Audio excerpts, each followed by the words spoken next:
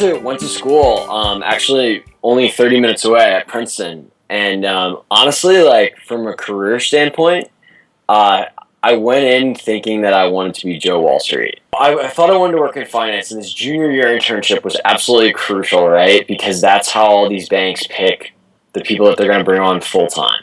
I applied for all these internships, and I didn't even get an interview. And I was so annoyed because all my friends who were getting interviews in these jobs, I had better grades in. I was in a more challenging major. I had, I guess, more what I perceived as more impressive extracurricular credentials.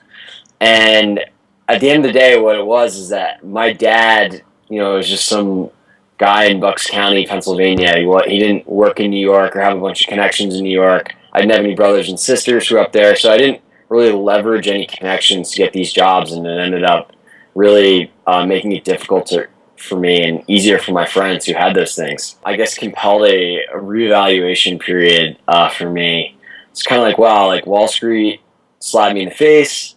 I don't even like economics or finance. Like, why am I doing this? It was just because everyone else was. So I was like, well, what do I like? And at the time, what I loved was football at Princeton. Started thinking about like, well, what would be the sweetest jobs ever in sports?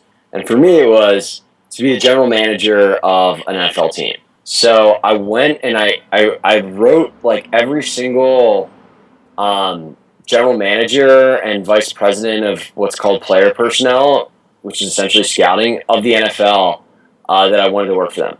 Wrote them like handwritten letters. And I actually got a few interviews and ended up getting, after graduate, like for when I was done school, getting a job over the summer working for the Jets as a scouting intern.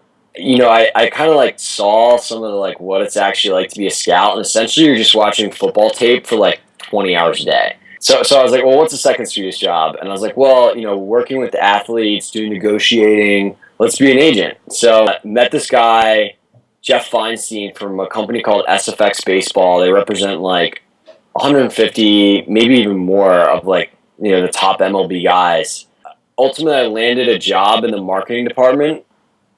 First day on the job, first thing I do is go to a photo shoot at Victoria's Secret with Gordon Beckham, who was last year's Rookie of the Year for the White Sox. And I was like, okay, this is the sickest job ever. Ultimately, I was just really freaking bored and like not intellectually stimulated. And that kind of like got me down this whole idea of like, I need to work for myself. This is probably like month 4.5 at my job. I was reading the New York Times and I saw this article about this kid, Josh Weinstein, had raised $1 million from the investors in Facebook to start this social network called College Only. I was poking around the website. It's like 9 a.m. in my office. I'm poking around the website. I see Josh's emails listed in their press kit.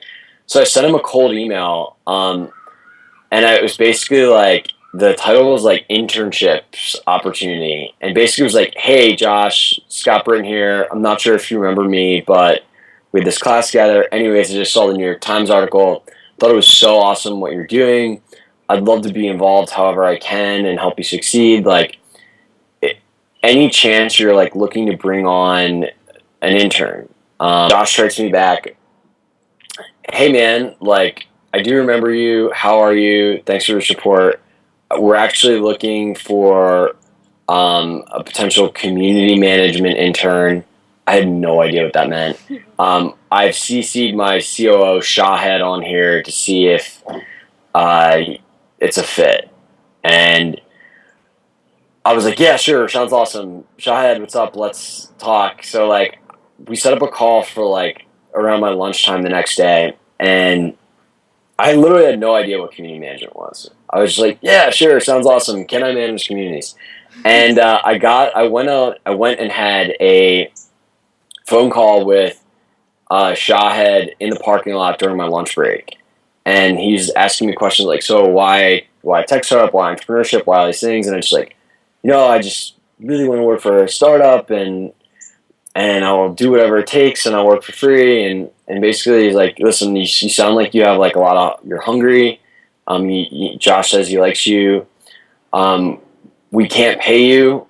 We can pay for your like commute to New York City and your lunch. So I quit my job, moved out, drove home. This was like really hard to do because, you know, here I was, captain of the Princeton football team, had good grades, all my friends were getting paid six figures, and I was going to work for free for some random kid and live at home. And, you know, ultimately, like, it was one of those things where it was like, I had to do this, and I don't really, I don't really care what anybody thinks, because I think everyone's an idiot for what they're doing, if they're not happy and they're not pursuing where they ultimately want to be. So that was kind of my decision-making point there. So I started, basically, first week, I commuted in. It took me 2.5 hours from my parents' house to get there, and commuted home, and I did that on like 5 hours of commute each day. I was on Charlie O'Donnell's softball team at the time, who's like a venture capitalist.